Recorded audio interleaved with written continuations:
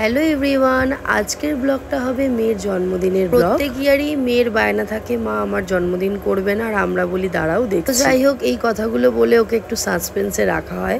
Ultimate জন্মদিনটা প্রত্যেক ইয়ারই করা হয়। কি কি হলো সবটাই থাকছে এই ব্লগে। তো বার্থডের খুশিতে আগে থেকেই তার বার্থডের গানে নাচ শুরু হয়ে গেছে।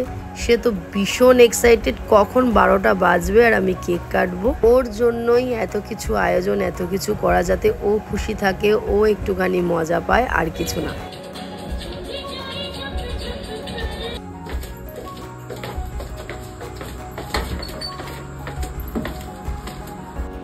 আমার মেয়ের জন্মদিন বলে কথা, আজকে আমি এটা কেমন আমি এটা এফবিতে আমি পোস্ট দেবো। কি লেখা আছে দেখো কেকটাতে, বাবাই।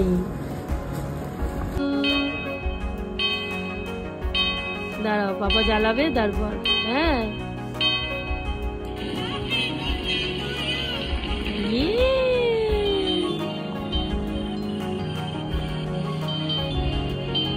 ঠিক আছে, নাও রেডি।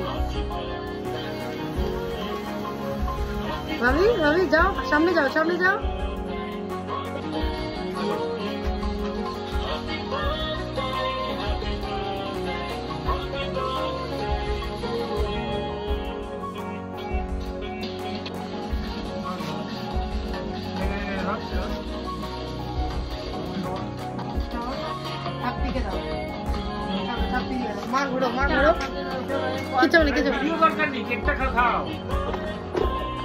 রাত্রিবেলাটা তো দারুণ কাটলো। এবার সকালবেলা এখানে সব আয়োজন শুরু হয়ে গেছে, জিনিসপত্র চলে এসছে।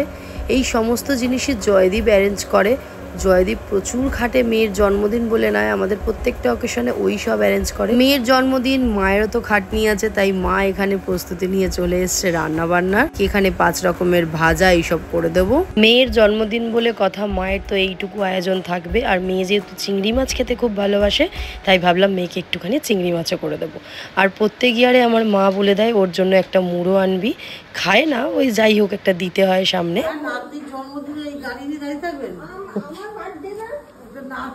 চলার বয়স ওটা, আপনি কি চলছেন ওটা? এখন হাঁটি হাঁটি পা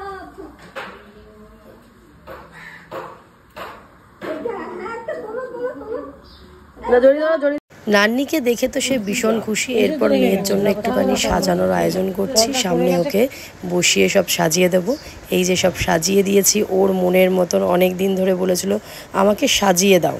ও খুব সাজিয়ে, কতটুকু খাবে জানি না, কিন্তু সাজিয়ে দেওয়াটা খুব পছন্দ করে। ঠিক আছে, শোনো একটা করো করো, এগুলো পাপাকে করো। হ্যাঁ না, ঠিক আছে ঠিক আছে। ভাইয়ের অবস্থা খুব খারাপ। না নো করো।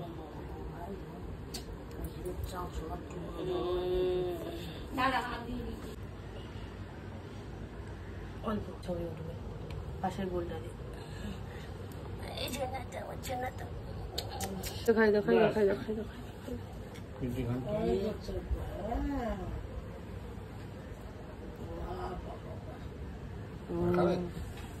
খাবেন না, করো যাও।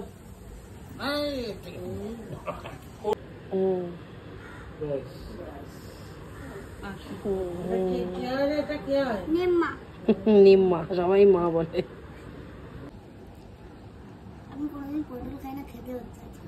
বাবা টেস্টি ভাবি, খাও।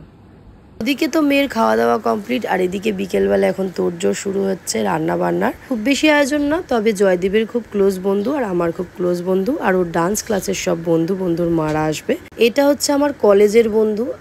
এই যে কলেজে আমরা একসঙ্গে পড়াশোনা করতাম। ও প্রত্যেক ইয়ারই ভাবে আসবে, কিন্তু সত্যি কথা বলতে আসা হয় না। এইবার ও ডিসাইড করেই ছিল যে ও আসবে। আমি এতবার করে বললো প্রত্যেক বছর বলিস আমার আসা হয় না, তবে এই ইয়ারে মেয়েকে নিয়ে এসছে। আর এটা হচ্ছে ওর ভাই। রাত পর্যন্ত থাকতে পারবে না, তার কারণ হচ্ছে ওর একটা বিয়ে বাড়ি আছে, ও সেখানেই যাবে। এরপর একে একে সবাই চলে আসছে। এই যে এখানে মামা চলে এসছে। মামার সাথে যত ভাব আর ততই আড়ি। একটুখানি কিছু করলেই মামার নামে নালিশ, আবার মামাকে ছাড়া তার চলে না। এই যে এখানে তার তাতই মানে আমার বাবা চলে এসছেন। এই যে ফার্স্ট ওর ম্যাম চলে এসছে, ও তো ভীষণ খুশি। এই যে ম্যামকে দেখে। অনুষ্ঠানটা হয়েছিল আমাদের ছাদে, যেহেতু ছাদ আমাদের বেশ বড়, তাই ছাদেই আমাদের অনুষ্ঠানটা হয়েছিল। এই যে ওখানে ওর ম্যামও চলে এসছে, জয়দীপ গেছিল কেক আনতে, কেক নিয়ে চলে এসছে, কিন্তু জয়দীপের মনে একটুখানি খুঁতখুত, কেকের ওপর নাকি একটু জল পড়ে গেছে। এর মধ্যে তো একটা ফেভারিট জিনিস আছে সত্যি না এবং আমার ক্যামেরাতে কেমন হয়ে গেছে। এই কি ওকে এখানেও তুমি এরকম করছো? সবাইকে টেনে নিয়ে নিও আগে। হ্যাঁ তোমাকেও নিচ্ছি, চলো চলো চলো চলো চলো। তো দিনটা খুব ভালো কেটেছে, সবাই মোটামুটি চলে গেছে। এখন রাত 2টো বাজে, এখন আমরা গিফট খুলবো, কারণ মেয়ে ভীষণ এক্সাইটেড। তো ভিডিওটা ছিল এই পর্যন্ত। Thanks for watching, by.